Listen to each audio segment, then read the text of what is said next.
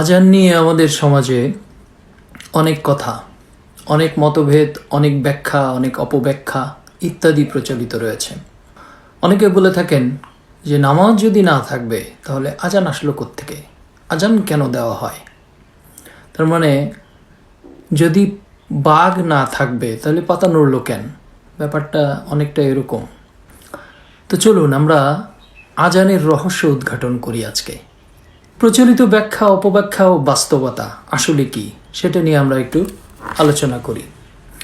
আজান নিয়ে বহুল প্রচলিত ব্যাখ্যা, অপব্যাখ্যা, গল্প এবং স্বপ্নে পাওয়া কাহিনী হাদিস আকারে ব্যাপকভাবে প্রচলিত। অথচ বর্তমান সমাজে আজানের নামে মানুষের উপর চলছে সীমাহীন শারীরিক ও মানসিক অত্যাচার।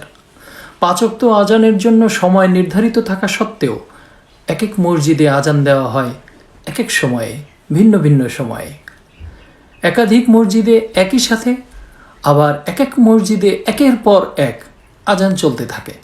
প্রায় 30 থেকে 40 মিনিট ধরে এই আজান একের পর এক চলতে থাকে।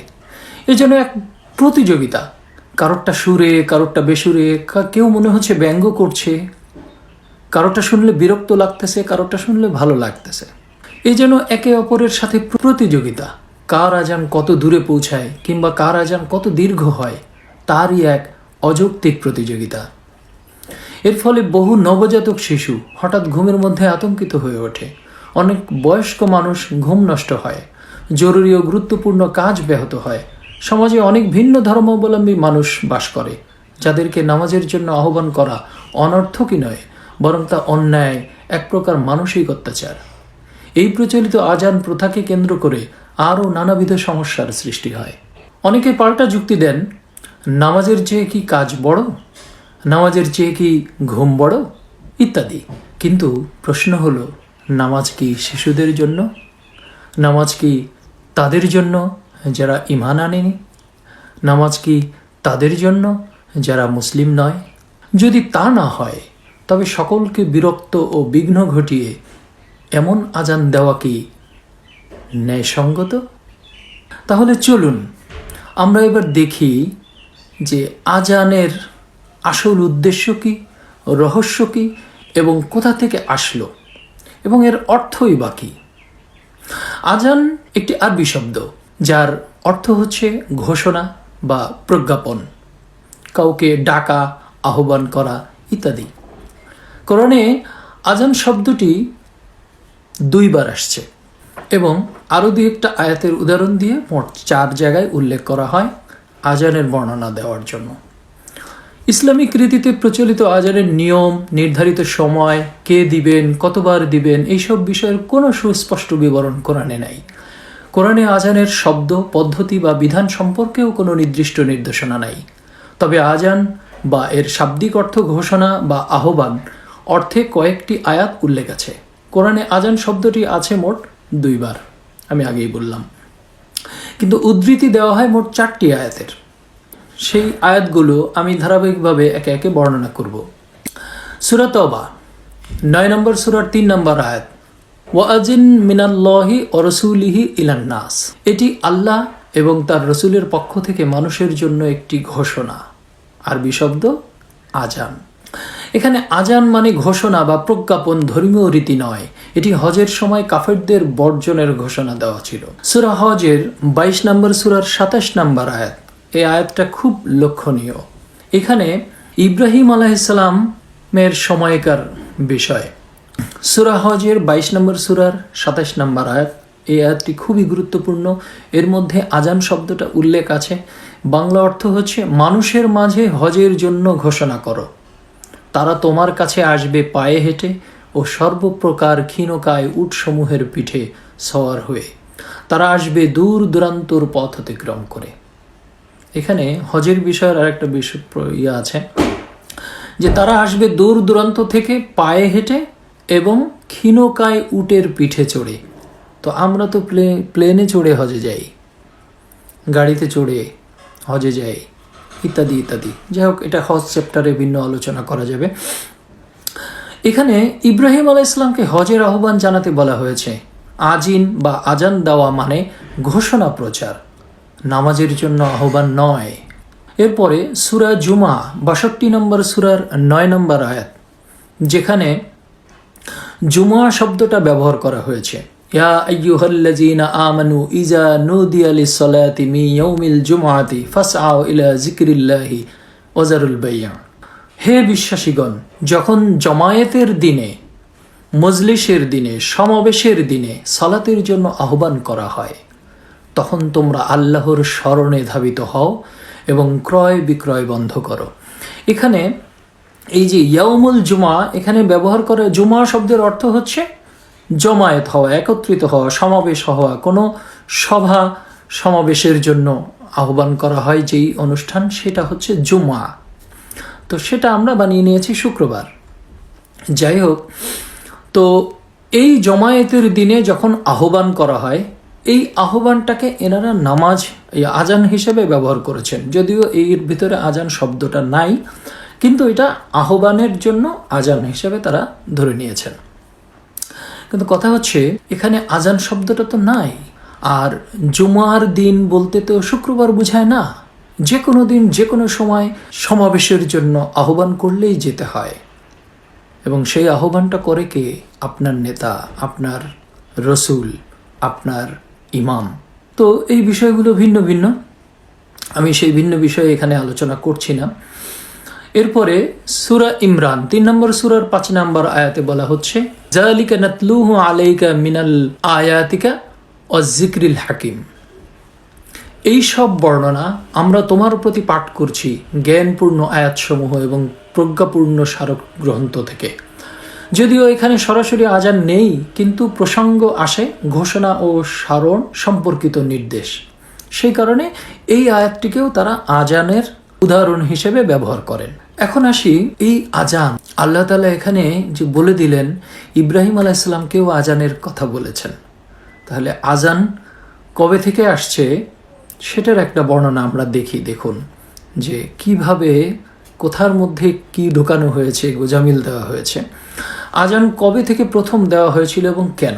মজার ব্যাপার দেখুন, আজান প্রথা সম্পর্কে হাদিস ও সিরা গ্রন্থসমূহে বলা হয়েছে হিজরতের ২য় বছর, অর্থাৎ মহানবীর মদিনায় অবস্থানকালে।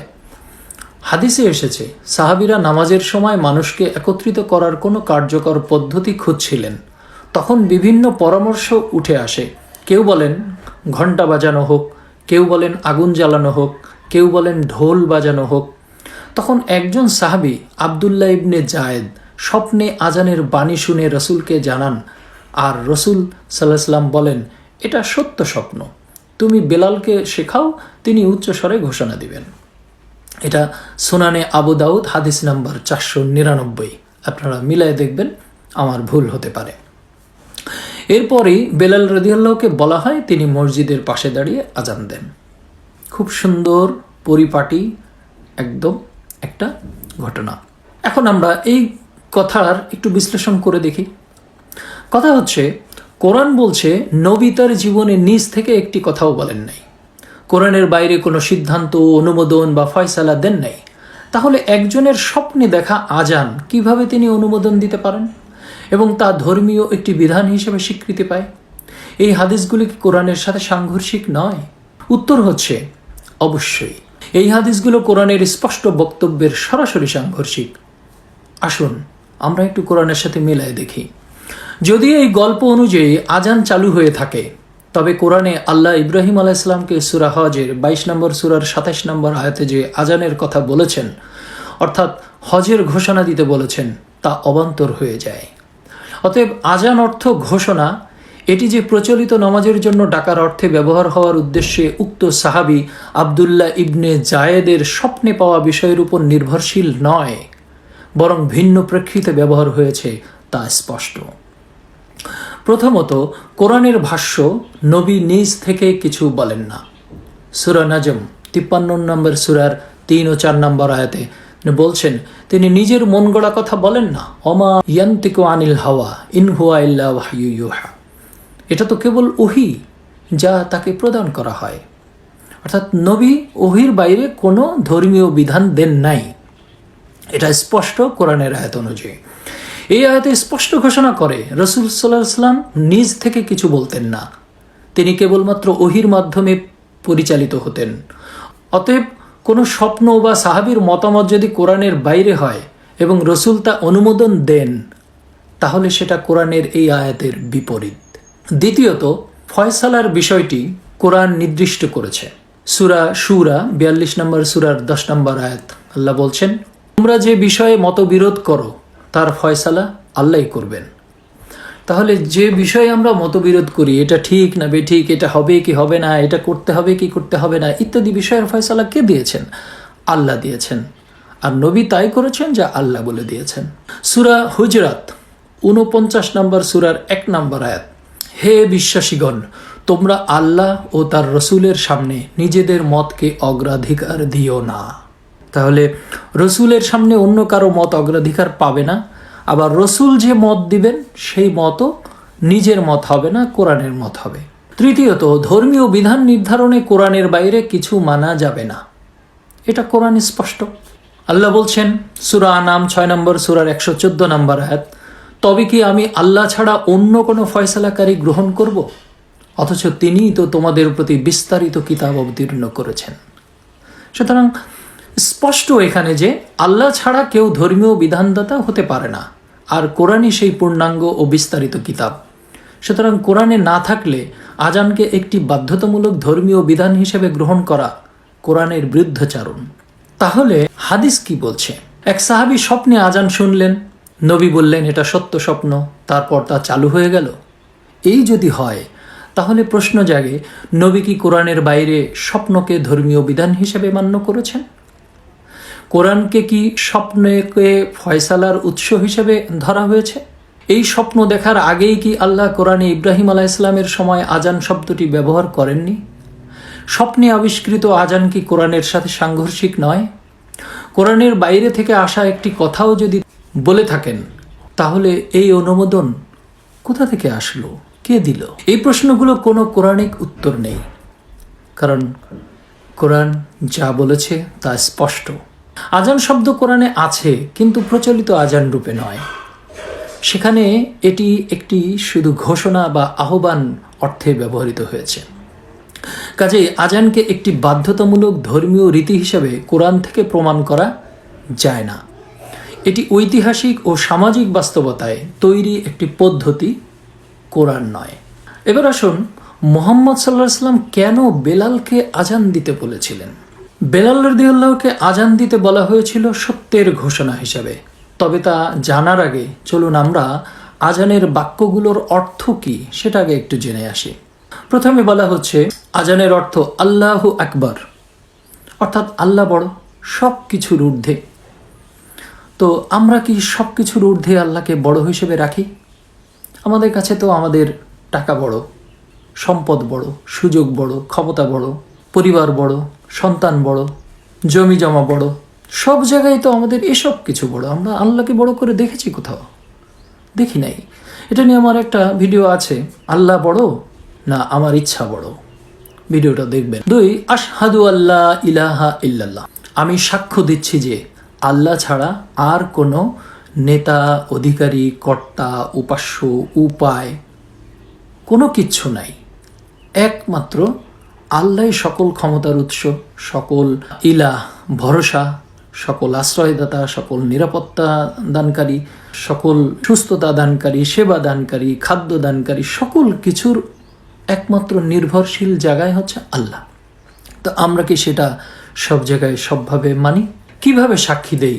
না দেখে যে আমি আশহাদু আল্লাহ বলছি, আল্লাহ একমাত্র, আমি তো দেখেই নাই আল্লাহকে। তা না দেখে আমরা সাক্ষী দিচ্ছি। না দেখে কি সাক্ষী হয়? না দেখে যে সাক্ষী হয় সেটা তো মিথ্যা সাক্ষী, ভুল সাক্ষী, ভ্রান্ত সাক্ষী, জাল সাক্ষী। এরপরের আয়াত হচ্ছে আশহাদু আন্না মুহাম্মাদুর রাসূলুল্লাহ, আমি আরও সাক্ষ্য দিচ্ছি যে মুহাম্মদ সাল্লাল্লাহু আলাইহি ওয়াসাল্লাম আল্লাহর রসুল। মুহাম্মদ সাল্লাল্লাহু আলাইহি ওয়াসাল্লামের বাহ্যিক রূপও আমি দেখি নাই এবং নূরি রূপও দেখি নাই। কিন্তু কে দেখেছিলেন? বেলাল রাদিয়াল্লাহু দেখেছিলেন। তো বেলাল রাদিয়াল্লাহু নবীর বাহ্যিক রূপও দেখেছেন, নূরি রূপও দেখেছেন। কিন্তু আবু জাহেল, আবু সুফিয়ানরা নবীজির বাহ্যিক রূপ দেখলেও নূরি রূপ দেখেন নাই, যার জন্য তারা রসুল মানেন নাই। তো বেলাল রাদিয়াল্লাহু নূরি রূপ এবং বাহ্যিক রূপ উভয়ই দেখে তিনি সাক্ষী দিচ্ছেন যে মুহাম্মদ সাল্লাল্লাহু আলাইহি ওয়াসাল্লাম আল্লাহর রাসূল। এরপরে আসুন হাইয়া আলাস সালাহ। এর অর্থ হচ্ছে জীবিত হওয়া, সফল হওয়া, বিজয়ী হওয়া বা উত্তীর্ণ হওয়া। কিসের উপর? হাইয়া, জীবিত হও, লাস সালাহ, সালাতের উপর। সালাতের উপর জীবিত হও, অর্থাৎ সালাত প্রতিষ্ঠা করাকেই, রসুলের সাথে সংযোগ এবং আল্লাহর সাথে যোগাযোগ প্রতিষ্ঠা করার প্রচেষ্টাকেই সালাতের উপর জীবিত হওয়া বলে। আর কি কি করলে, কিভাবে করলে সালাত প্রতিষ্ঠিত হয় তা আমার ভিন্ন ভিডিওতে আছে।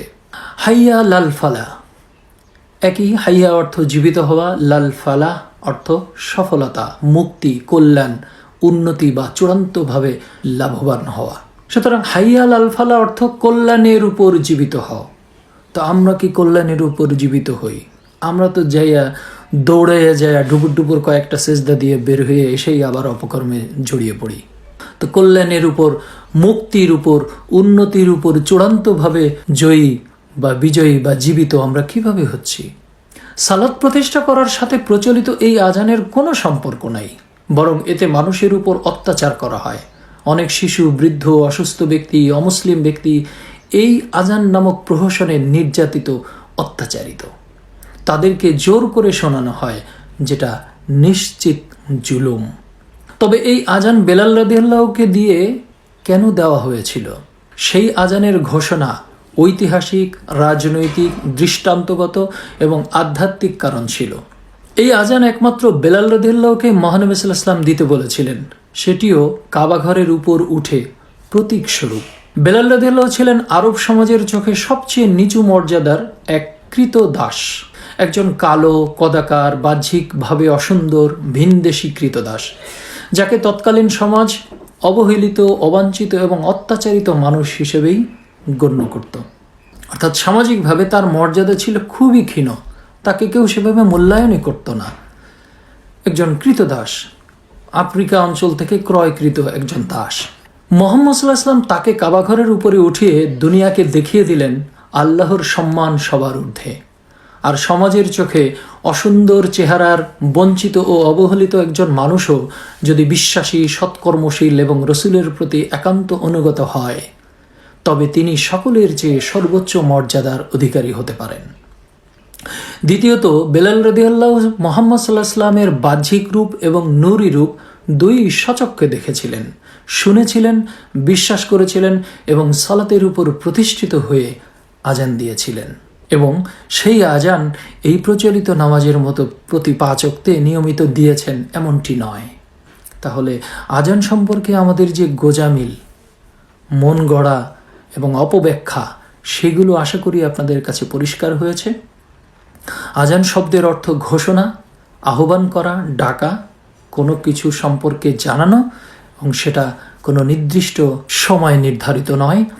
যে কোনো সময়, যে কোনো বিষয়ের ঘোষণার নামই হচ্ছে আরবিতে বলা হয় আজান। ধন্যবাদ।